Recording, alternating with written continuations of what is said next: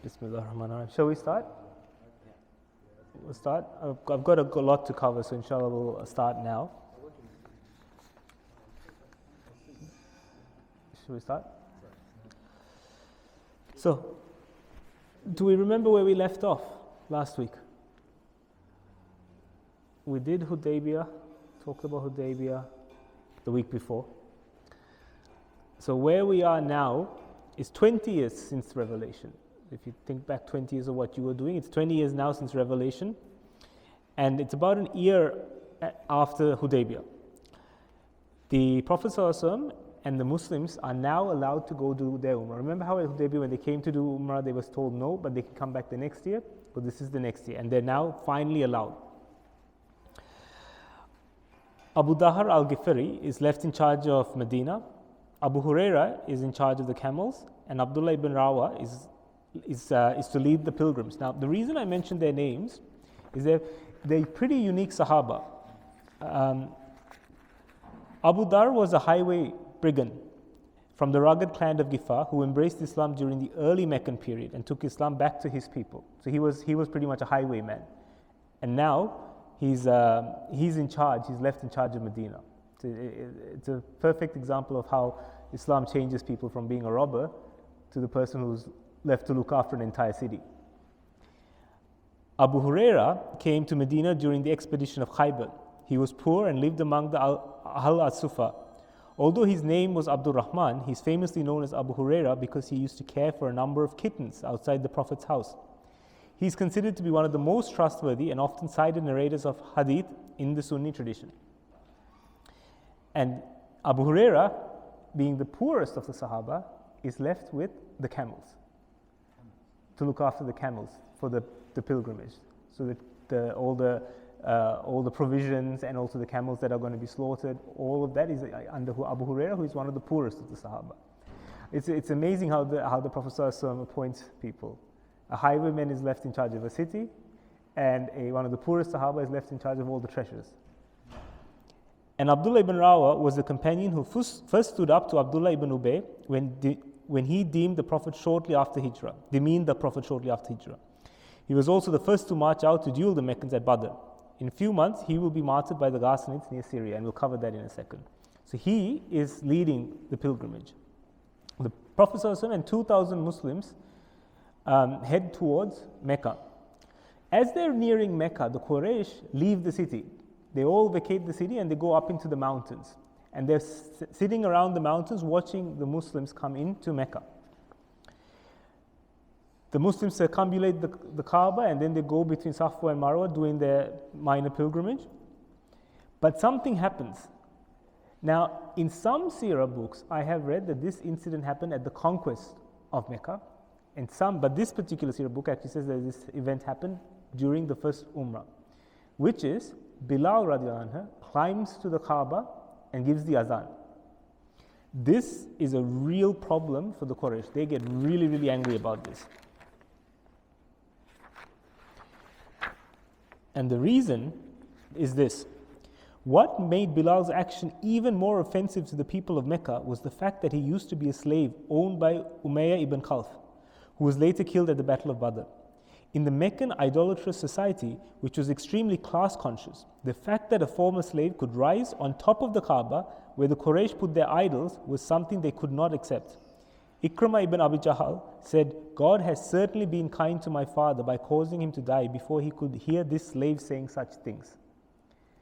So the Prophet ﷺ was even in this first Umrah was actually sending a message that first, there's no racism. Second, there's no class structure. And even a former slave can climb up to the Kaaba and give the azan, which was sacrilegious to the Quraysh.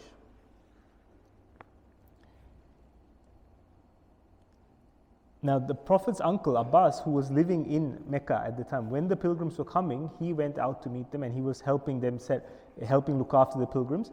But he also did another thing. He married the Prophet ﷺ, he arranged the marriage of the Prophet ﷺ to Maymuna, another wife of the Prophet. So it was during the first Umrah that Maymuna got married to the Prophet ﷺ. Maymuna was from the Makhzum tribe. Now the Makhzum tribe, if you remember very early on when we first did the Seerah, was one of the strongest and most military powerful tribes. By marrying Maymuna, now the Prophet has bound one of the strongest tribes to the Muslims. I'm not sure.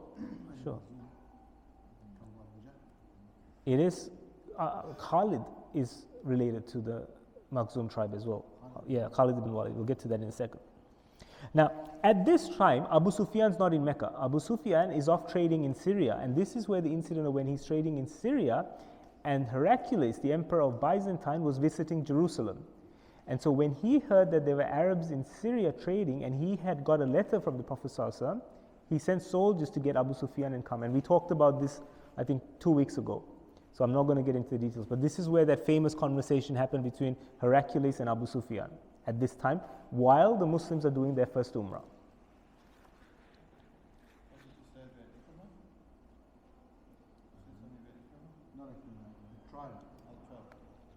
So, over the years, we're going to talk about Khalid ibn Walid, right? Over the years, Khalid used to be one of the people who hated Islam the most, who fought Islam. It was because of him that at the Battle of Uhud, the Muslims lost and the Quraysh won. It was his action. Fun fact about Khalid, if you don't know, is he's one of 3, my understanding is there's only 3 in the world, military leaders in the world, who has never been defeated in any form, whether it's a skirmish or a big battle or a small battle, never been defeated. Khalid ibn Walid, slowly over the years, his anger and his animosity towards Islam was getting eroded. For one, his brother Walid had become a Muslim a while back, and he was constantly writing letters to Khalid, asking him to come to Islam, to join. Also, recently, his mother and sister had become committed Muslims as well. And the final straw was his aunt, Maymuna. His aunt Maymuna had just married the Prophet. So finally, he starts realizing there might be some truth in this. There might be some, he's an intelligent man. So he starts thinking, and he says, he thinks it's time for him to go and meet the Prophet. But he's scared to go alone. Does that sound funny to you? Khalid ibn Walid, who is not scared of any person in any battle, is scared to meet the Prophet. He's actually scared to meet the Prophet. So he starts asking around if someone else will come with him. He asks Amr ibn al-As. He tries to find Amr ibn al-As, but he can't find him anywhere. Then he goes to Safwan ibn Umayyah and Ikramah ibn Abi Jahl. Both of them say, "No, I'm not interested in seeing the Prophet." They're still angry, and they have still a lot of hatred towards the Prophet and Islam. But then Khalid runs into Uthman ibn Talha. Uthman ibn Talha says, "Fine, I will go with you." It's really funny because Khalid, who is, when you think Khalid, you think bravery.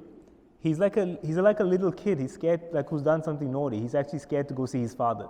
That's how he's acting. So he's like, "I'm not going if you don't come with me." So Uthman ibn Talha says, "Okay, we'll go together." Now, meanwhile, Amr ibn al-As, he's another very smart Sahaba. He's put 2 and 2 together, and he's realized the Quraysh have no hope. The Muslims are expanding, Islam is spreading, there's no hope. So what he does is he gets on a ship and he decides to go and seek refugee status in Abyssinia. He goes to Abyssinia and he goes to meet his old friend Negus.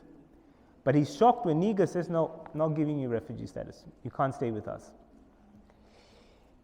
Instead, he says this, "O Amr, do what I tell thee. Follow him.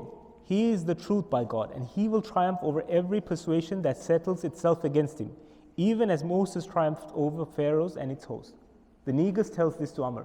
There's a trick question. If you do some quizzes, Islamic quizzes, this tends to come up. The trick question is, who was the Sahaba who became Muslim because of a Tabi'in? So you have the Sahaba, the Tabi'in, and Taba Tabi'in, right? Who was the Sahaba who became Muslim thanks to a Tabi'in? And you initially think that doesn't make sense. But it does make sense because Negus was a Tabi'in. He never met the Prophet ﷺ. Amr was a Sahaba. He met the Prophet ﷺ, but he became Muslim thanks to Negus. So just if you ever get that quiz when you're doing it, it was Amr. And you probably know when you listen to the Seerah that Negus, I'm a big fan of Negus personally. He was an amazing person. So outside of the companions, I would probably say Negus is one of my favorite characters in the Seerah. Now, Amr has no choice. He can't stay in Abyssinia. So he returns disappointed back to Mecca. But when he returns, he runs into Khalid. He runs into Khalid and Uthman ibn Talha, who are just about to go and meet the Prophet ﷺ in Medina. Amr takes this as a sign and he says, I will join you. So the three of them head to Medina to meet the Prophet ﷺ. When they reach Medina, Khalid is scared. He is literally shaking. And he thinks that the anger and all the fighting and everything that had happened at Uhud will cause the Prophet ﷺ to turn on him. But we know this Prophet ﷺ's character. When he comes towards the Prophet gets up, goes to Khalid and hugs him. And he hugs all three of them actually. And then Khalid says, forgive me for what I've done. And the Prophet ﷺ says, there's nothing to forgive because once you become Muslim, all your past sins are wiped away. And so this is where Khalid ibn Walid first becomes Muslim. Now, we know that Khalid had an enormous amount of love for the Prophet ﷺ. And this is where it comes from. The fact that he thought he didn't deserve it. He thought that he was the worst of people, and yet the Prophet actually got up and hugged him and did not judge him at all. Same time, Aqil Abi Talib becomes a Muslim and embraces Islam. Now this causes a lot of happiness for the Prophet ﷺ. Amr has become a Muslim, Uthman has become a Muslim, Khalid has become a Muslim, and Aqil. These are the prominent Quraysh of that newer generation. And they're all becoming Muslim. But however, his happiness is slightly saddened with one incident. Anyone know what this incident is? Not slightly actually, very saddened. Anyone know what incident happened? Not his son, his daughter. His daughter Zainab, very sadly at this time passes away, and this really hits the Prophet ﷺ. But again, there is the sadness is balanced with a bit of happiness. And anyone know what the happiness is? Anyone know? Maria, the Copt, is he gets news that Maria is now pregnant with Ibrahim. Another incident happens. 3 months after the Umrah, the Prophet ﷺ sends a peaceful delegation of 15 Muslims to the Syrian border to tell them about Islam and invite them to Islam. But they are ambushed and every single one of them is killed except for one. The Prophet also sends a letter to the governor of Bosra with a Sahaba by the name of Harith ibn Umayr. But the Ghasanid clan that was living in that region capture Harith and kill him. This is the thing that sparks the Prophet ﷺ sending a force up northwards past Tabuk to this area called Mutta. So they're sent up to deal with these small Arab tribes who killed these delegations, Muslim delegations who were sent peacefully. The force consists of 3,000 Muslims. And who takes the lead? Anyone know who takes the leadership of these 3,000 Muslims? No. Correct. Yes. He says the first in charge is Zayd ibn Harith. And he says the second in charge is Jafar ibn Abi Talib. And the third is, we talked about, Abdullah ibn Rawa. And then they appointed Khalid bin Walid. We'll get to that, yeah. So they march upwards, and as they're marching up, who they face aren't the Arab tribe, but instead a massive Byzantine force. Romans. That's right, the Romans. It's a 10,000 strong army that's marching down to face them. They say it was about 10,000. I had 10,000 here, but perhaps 100,000. Okay, maybe I got missed.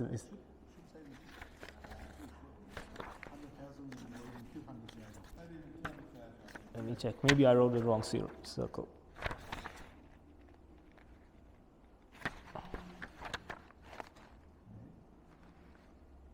$100,000. You're right. Sorry, my bad. 100,000. So 100,000. Now the Muslims have never seen a force like this. You know, when the Arab tribes fight, we're talking about 1,000, a couple of thousand at max. They've never seen a force this large. And there's a lot of questioning but going backwards and forwards. Should we engage? Should we fight? Should we not fight? And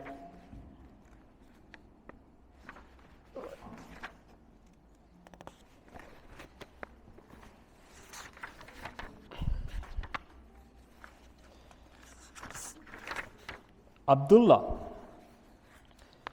ibn Rawa says this: I swear by Allah that the very object you're trying to avoid is the one you have set out seeking, martyrdom. In our fight, we don't count on numbers or soldiers or equipment, but rather on the faith that Allah has honored us with. So hasten to win either of the two victory, which is that we either win or we attain martyrdom. So Abdullah's logic is infallible, really, if you think about it. He's saying, why are we even discussing this? Why are we discussing whether we should retreat? What we're aiming for is either victory or martyrdom. Either way, we win. What's the problem here?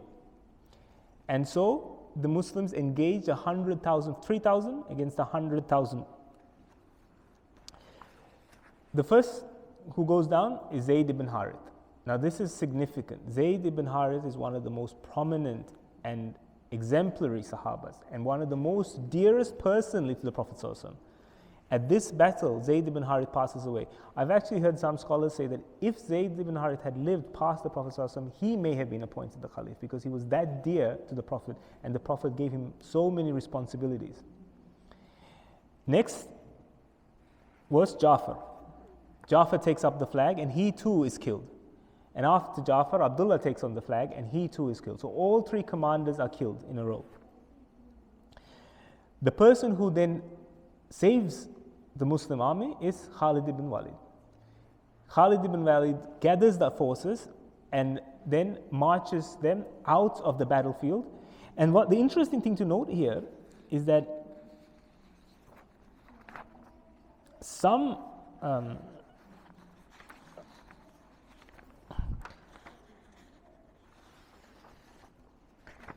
of the scholars actually say that not a lot of Muslims passed away in this battle. They say it was about 8 to 12. Can you imagine that? 8 to 12. It's not, some records say 8, some say 12. There's a bit of disagreement, but it's a very, very small number. What's significant here is that a very small force engaged with an extremely large force. But not only did they engage, but they were able to do a tactical and strategic retreat with almost minimal life being lost. And this brings fame to the Muslims, even amongst the Byzantines.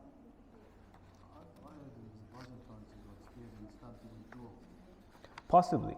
The book only says, the book says that Khalid ibn Walid manages to strategically take the forces away and saves a lot of lives.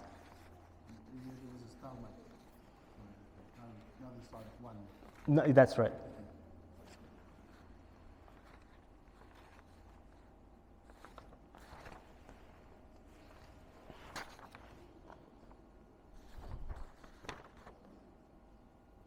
They went back to Medina. Apparently, the people started calling them cowards and stuff because they thought they ran away. But the Prophet ﷺ told them, no, they were not cowards. Yeah. They were strong. So where the battle happened, you can see on the map, right up at the north, near Syria. Now, when they go back, the Prophet ﷺ is told that Ja'far ibn Abi Talib, Zayd, and Abdullah have passed away. Now, these Sahaba were very dear to him personally, particularly Zayd. When he hears this, he goes to Ja'far ibn Abi Talib's house. He had 3 sons, and he hugs the 3 sons, and they all start crying. Now, we know that the Prophet ﷺ cried openly. We know that he was not ashamed to cry. However, the way he cried in this instance, the Sahaba say they've never seen him cry before. He showed all his emotions so much to a point that it actually scared the Sahaba. They were actually quite worried about the Prophet. And he was crying and crying and crying, and they tried to console him and he would not be consoled. And as he's crying, Zayd's young daughter comes running to the Prophet ﷺ, and the Prophet picks up Zayd's daughter and starts to cry even more. It's an interesting fact though that you see the character of the Prophet, that when Zayd's daughter loses her father, she goes to the Prophet for comfort. It really shows you the connection that the Prophet ﷺ had with children. She didn't run to any of her family members or to her mom. She ran to the Prophet for comfort.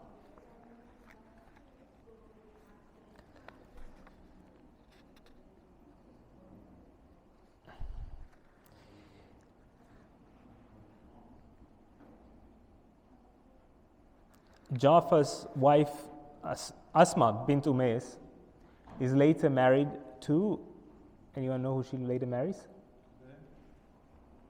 Abu Bakr. She's later married to Abu Bakr, and they have a son, and they named the son Muhammad. So it's just a bit of a side note. Now this tribe also near the Syrian border, called the Bani Quwada. You can see that on the map as well. They'd been provoking the Muslims. And so the Prophet ﷺ sends another force of about 300 men under the charge of Amr ibn al-As to engage with them. But when Amr reaches there, he realizes that the force, the Banu Quwada, is actually much larger than he expected. So he sends another message to the Prophet ﷺ saying, I need reinforcements. The Prophet then sends another 200 men under the charge of Abu Ubaidah,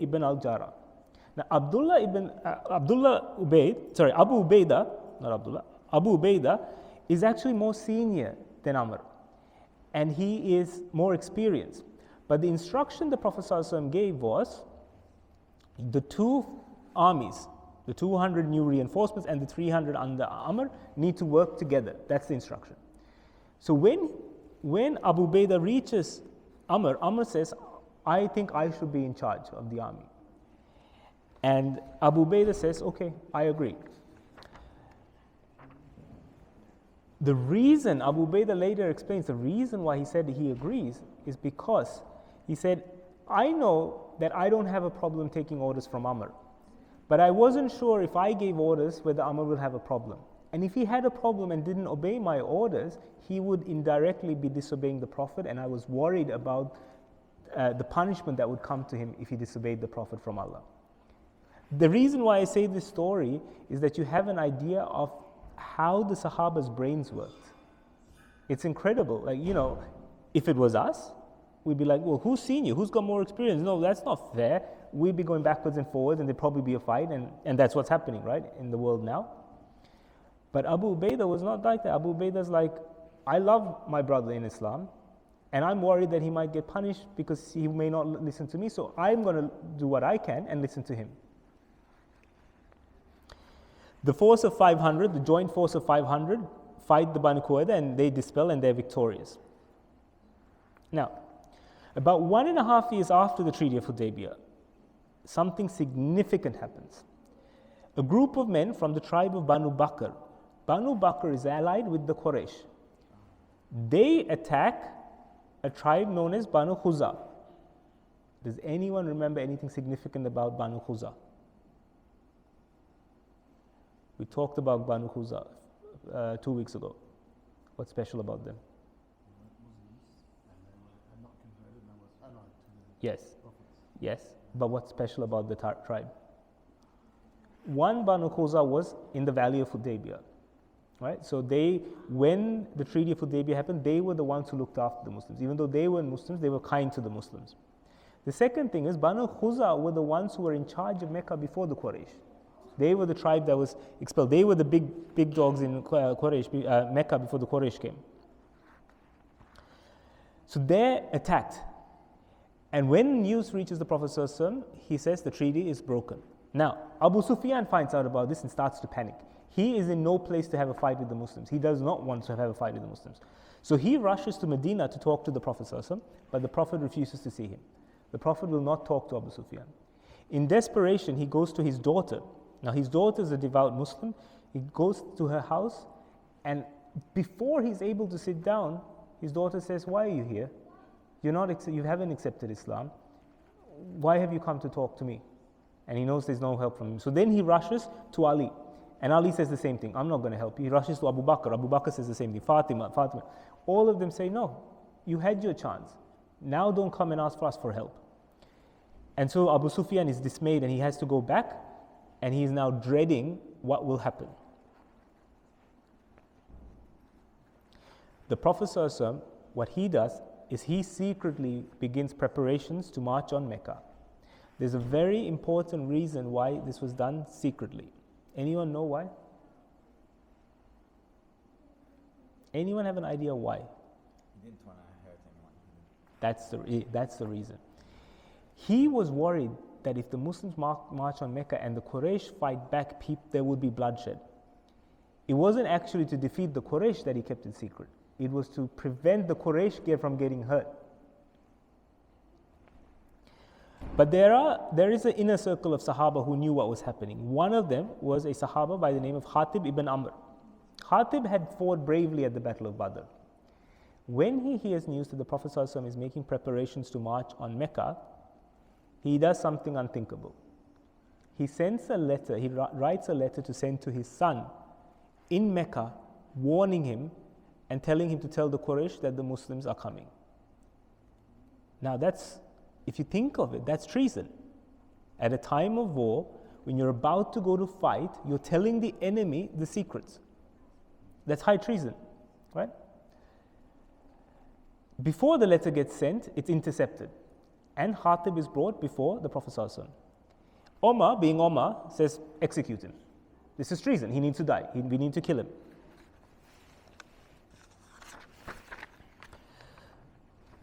But the Prophet's response is this. He is one of those who fought in the Battle of Badr. What do you know, Omar? Perhaps Allah has looked at the people of Badr and said, do as you please, for I have forgiven you. The Prophet's like, I can't execute him. He fought at the Battle of Badr. He's one of the Sahaba who were at the Badr. Now, Hamza Yusuf talks about this really nicely. He says, for Omar, this is unacceptable because this is war, this is treachery, and treason is punishable by death during war. The wisdom here is that for people who have done great good in the past, you should often overlook something that occurs to them. This is the nature of human beings. They're going to make mistakes. And if people are generally good, if the basic material there is good, then you should have the magnanimity in your character to overlook their faults. This was an enormity. This was not an insignificant thing. But the Prophet of Allah, peace and blessings be upon him, believed that he was speaking the truth. Another very important lesson is that you don't condemn people until you understand their motives. This is something a judge has to do, a qari has to do. In other words, when a situation occurs, you always want to understand the motive behind the person's action. That's really important. So the Prophet ﷺ asked Hatib what the motive was, and he told him. And the Prophet ﷺ said he speaks the truth. Now, what was Hatib's motive for doing this? Hatib was desperate because his family was still in Mecca, and he was worried that if the Meccans see a Muslim army marching towards Mecca, and they know that Hatib is amongst the Muslims, they may kill his family. So to save his son and his family, he thinks, if I warn the Quraysh, they may not kill my son. You can understand the difficult situation Hatib was in. And you can understand the wisdom the Prophet ﷺ had. He said, why did you do this? And when Hatib explained it, he said, I'm not going to execute you for caring about your family. And you fought at Badr. Omar was also right. He was right in saying treason should be execution, but the Prophet ﷺ said no. And the lesson we get from this is that when a wrong is done, it is important for us to judge the motive behind the wrong, not just the action of the wrong.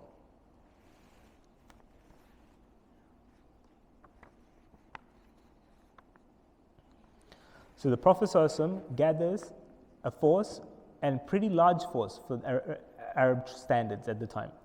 Anyone know how many men? 10,000. The Prophet ﷺ gathers a force of 10,000 Muslims. That's pretty massive. And accompanying him is Salama and Maymuna. And they head towards Mecca. But no one in the army, except for a very select few, know where they're going. Imagine that. Huge armies gathered, but no one in the army knows where they're going. Some people think it's Taif. Some people don't know where they're going. Some people think they're going to attack another Arab tribe.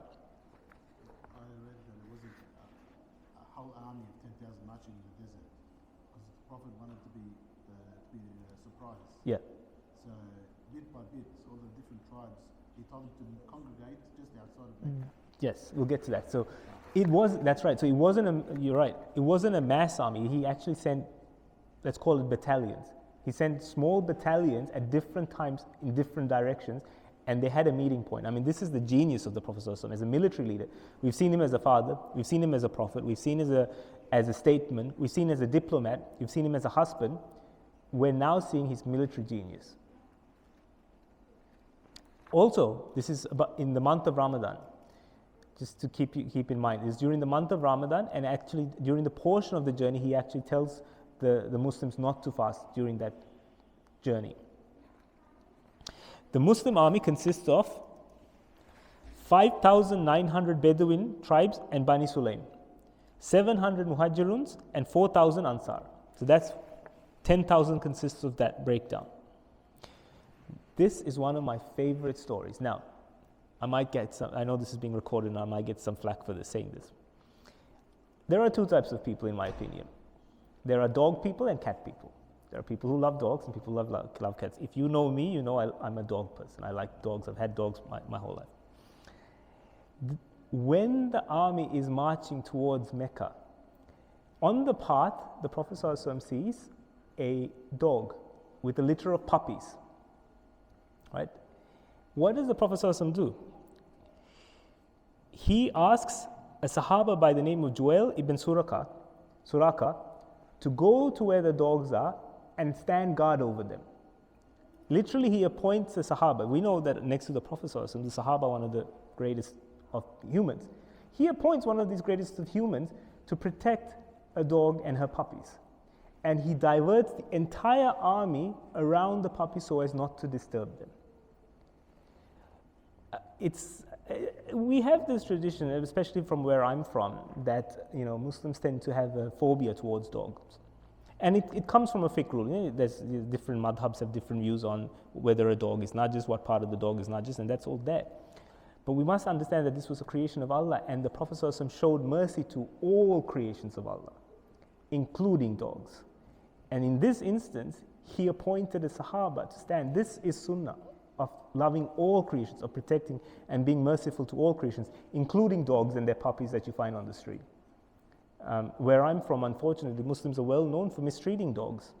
It's a very sad fact. You have different suburbs, and some suburbs, there's Buddhists and Hindus and Muslims. You go to the areas where there's Buddhists and Hindus, there's dogs everywhere on the street. You go to where there's Muslims, there's not a single dog because they've all been chased out horribly.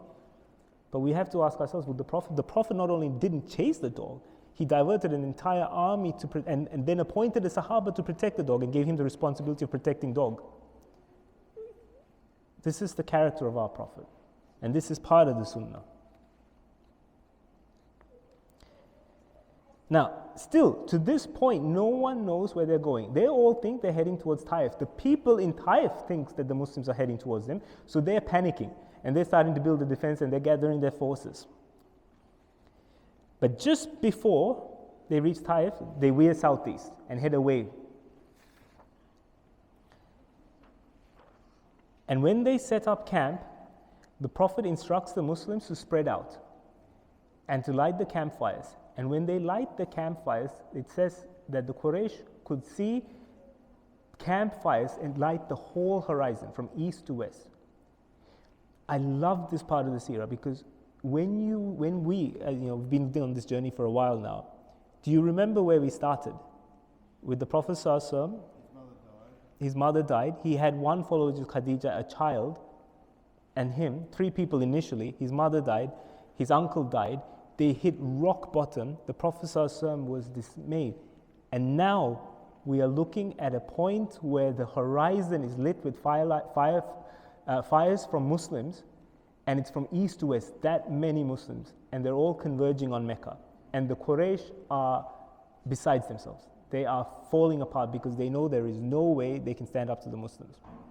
And I think it's an amazing lesson for us as well, that when things are the darkest, things can also change. Whether it's in a day or a month or a year, things can change drastically.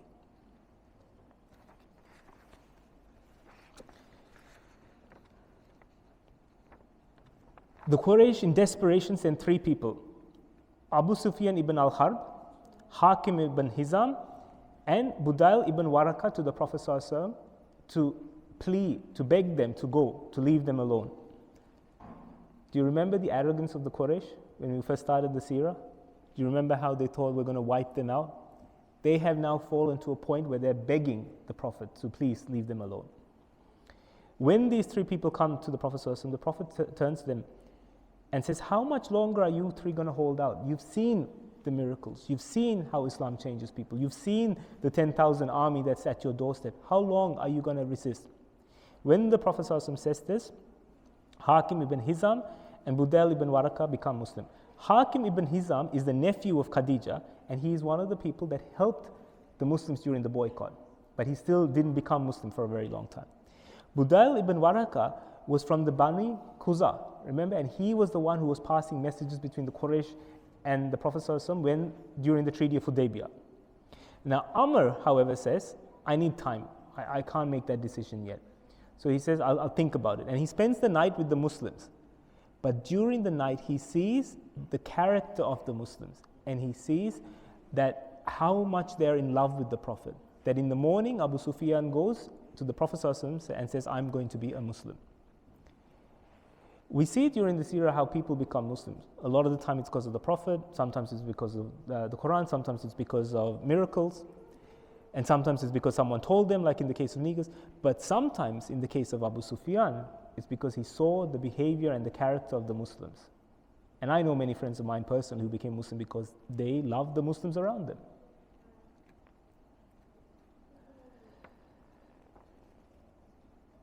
When Abu Sufyan accepts Islam, the Prophet ﷺ gives him a gift, let's say. And that gift is that whoever seeks protection from Abu Sufyan will not be harmed.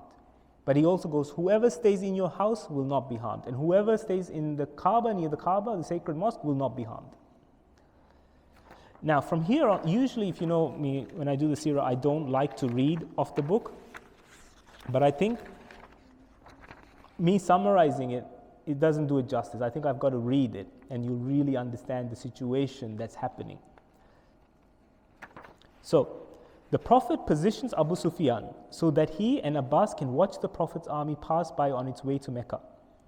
The Quraysh chief is stunned by the sheer size and strength of the Prophet's forces, and especially amazed to see his recent ally Khalid ibn Walid leading all 10,000 men. Behind Khalid is Zubair ibn al-Awam at the head of 500 emigrants and others. The scene is too much for Abu Sufyan, and when a battalion from Bani Ghatafan goes by, he turns to Abbas and says, of all the Arabs, these were Muhammad's bitterest foes. He's shocked. He didn't know. He couldn't imagine that Bani Ghatafan, of all people, are now in the battalion that's marching towards Mecca as Muslims. The last squadron is led by Sa'd ibn Ubadah, who carries the Prophet's standard. The Prophet rides behind him, flanked by Abu Bakr and Usayd ibn Hudayr. As Sa'd rides by Abu Sufyan, he warns him that the day will be full of slaughter, right? So Sa'd have a jab. He wants to have a jab at Abu Sufyan. So he says, oh, well, today's going to be a bad day for you guys. There's going to be a lot of killing. Abu Sufyan panics and runs to the Prophet ﷺ and says, is that what's going to happen? And the Prophet gently tells him, no, not today. All the Kaaba will be sanctified and the Quraysh will be honored. Can you imagine that? Victory, the final victory after all this time, a massive force amongst the Muslims is at hand, and yet the Prophet is saying the enemies, the Quraysh, will be honored today.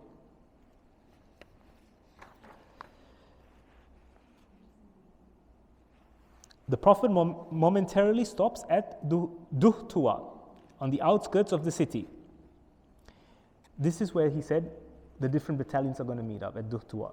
All the different battalions he'd sent secretly, they all converge at this one point. And you can still go to that point today. And there used to be a mosque where the Prophet ﷺ set up camp, but unfortunately they destroyed the mosque to build a road. Got their priorities right. But you can still go there and visit this particular location. Leading the right and left wings are Khalid and Zubair.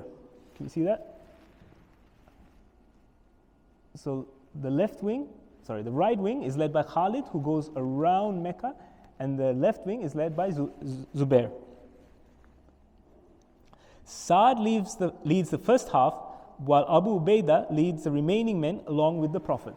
So the Prophet's with Abu Ubaidah and then Sa'd ibn Ubadah. So 4 battalions, 4 columns of these Muslim soldiers converge on Mecca. As the army approaches Mecca, Abu Bakr's elderly father, Abu Kuhafa, ascends a nearby mountain to witness the Prophet's entry into Mecca. Meanwhile, Ikramah ibn Abi Jahal, Safwan ibn Umayyah, and Suhail ibn Amr al-Amri charge down from the same mountain to try and stop the advancing army. They attack Khalid's men but are quickly dispersed. Suhail returns to his house in Mecca while Ikramah and Safwan flee to the coast. These are the last 3 stubborn holdouts. The last of the prominent generation. Everyone else, every other prominent person of Quraysh has become Muslim, but except these 3. And they decide to charge, and it's useless. It's a useless charge. A few men against 10,000, and obviously being led by Khalid. Nothing comes of it.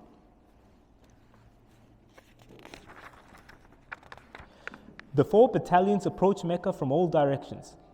After peaceably entering the city, the Prophet stops to rest in a tent just outside the sacred precinct. He is accompanied by Salama, Maymuna, and Fatima. With the words Allahu Akbar resonating throughout the city, throngs of Muslims begin to settle around the Kaaba. After a brief respite, the Prophet puts on his battle armor and mounts his camel. He approaches the Kaaba from the southern eastern corner and touches the black stone before circling the structure 7 times. The Prophet then approaches the perimeter of the sacred precinct and destroys all 360 idols surrounding the Kaaba, marking Mecca's return to the legacy of Abraham with the destruction of each idol. He recites, "The truth has arrived and falsehood will vanish, for falsehood always vanishes." It's amazing. I mean, it gives you goosebumps. It really gives you goosebumps. The entire city has now just been taken over by the Muslims with hardly any bloodshed. The Kaaba, which was for hundreds of thousands of years the most sacred place with idols, 360 idols, that generation upon generation went to worship, the Prophet does tawaf 7 times and destroys every single one. The Prophet approaches the well of Zamzam, where in accordance with traditional rites of Banu Hashim, his uncle Abbas provides him with water. He asks for the key of the Kaaba and hands him over to Uthman ibn Talha, bestowing on him his family their traditional honor of guarding the holy sanctuary. And the Prophet ﷺ said that these keys will stay with Uthman's family till the day of judgment. And guess who still holds the key? His descendants. To this day, the keys of the Kaaba are not held by any big sheikh or anyone like that. It's held by the descendants of Uthman ibn Talha. And you can even see video clips of them. That family holds those keys too. Then, accompanied by Bilal, Uthman ibn Talha, and Usama ibn Zayd, the Prophet enters the Kaaba and destroys the idols and images inside it. When the Prophet finally emerges from the Kaaba, he returns to the hushed crowd and exclaims, "O people of Quraysh, surely Allah has abolished from you all pride of pre-Islamic era and all pride in your ancestry, because all men are descended from Adam, and Adam was made out of dust." He then starts reciting Surah Hujurat. "All you people, we created you from a single pair of male and female and made you into different races and tribes so you can come to know one another. The noblest among you in the sight of Allah is the one who is the most mindful of his duty to him. Truly Allah knows and he is aware."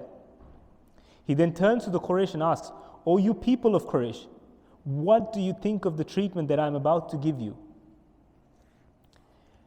And then he repeats the word of Yusuf alayhi salam, when he forgave his brothers, and he says this, "Let there be no blame upon you this day. Allah will forgive you, and He is the most merciful." He's the most merciful of the merciful. I mean, that's an amazing speech. Absolutely amazing speech. It was Ali ibn Abi Talib that told them to tell him the words of the brothers of Yusuf, like Akhun Kareem, because the brothers of Yusuf said, like a good brother from and then he replied to them with the words of Yusuf. Yeah. It's beautiful. And it's what's beautiful is that he's saying, there is no status, there is no society, social hierarchy now. There is no racism. Just after he's destroyed all the idols. What he's saying here is that the Muslims battle, the Muslims fight for all these years, 20 odd years, 20 years since Revelation, was not against people, it was against falsehood, it was against idolatry. When that was wiped out, the Prophet held no anger towards the people.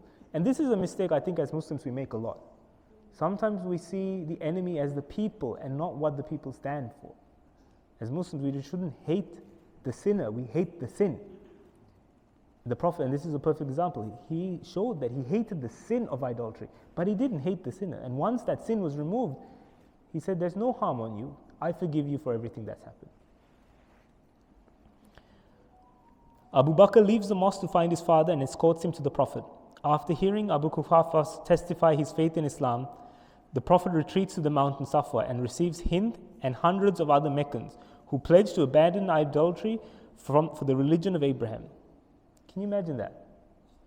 Abu Quhafa, who is an elderly man of Abu Bakr's, when he comes and he gives bay'ah to the Prophet and accepts Islam, Abu Bakr is overjoyed. He's overjoyed and he cries. But the Prophet ﷺ, I wonder if he had this sadness that Abu Talib, who was like Abu Quhafa, who was like a father to him, never became a Muslim. In all this joy, there is that little sadness as well. People like Hind who ordered Hamza's death and ate his liver, is becoming Muslim. This one day for Muslims, in my opinion, is such a significant day. We are who we are, and we know what we know, and we are here today because of this one day, and because of the Sahaba who lived at that day, and because of the Prophet who made that day happen. He then asked Abbas to bring the sons of Abu Lahab, Utbah and Mutaib, who were fearful of coming forward based on their past enmity towards the Prophet. When they arrive, the Prophet accepts their conversion and leads them hand in hand to the door of the Kaaba, where he prays for his cousins. Can you imagine a more merciful thing from anyone? There's a reason why Muslims get upset when people start saying things bad about the Prophet and says he spread Islam by the sword. It's ignorance, pure ignorance. You don't need to know the Seerah. You just read the conquest of Mecca. Just read about the conquest of Mecca and then say it, if you can. The Prophet remains in Mecca for 19 days. The keys of the Kaaba remain with Uthman ibn Talha, while the responsibility of feeding the pilgrims is left to Abbas.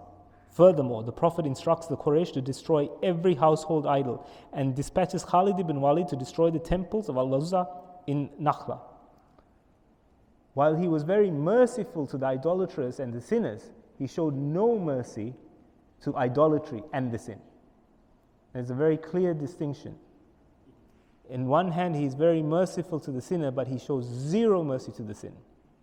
And I think as Muslims, we need to learn to find that balance and to understand that, because sometimes we tend to go too merciful to the sin or too harsh to the sinner.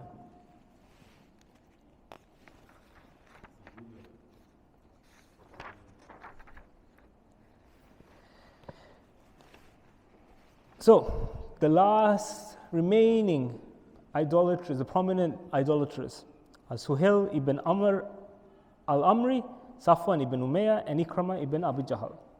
Amr and Safwan are given amnesty, but Ikramah flees to the coast and he tries to catch a boat to Abyssinia to get away. He gets on the boat and a very funny thing happens. So he's sitting in the boat and he's getting ready for the boat to leave, and the captain comes up and he says, okay, everyone say La ilaha illallah.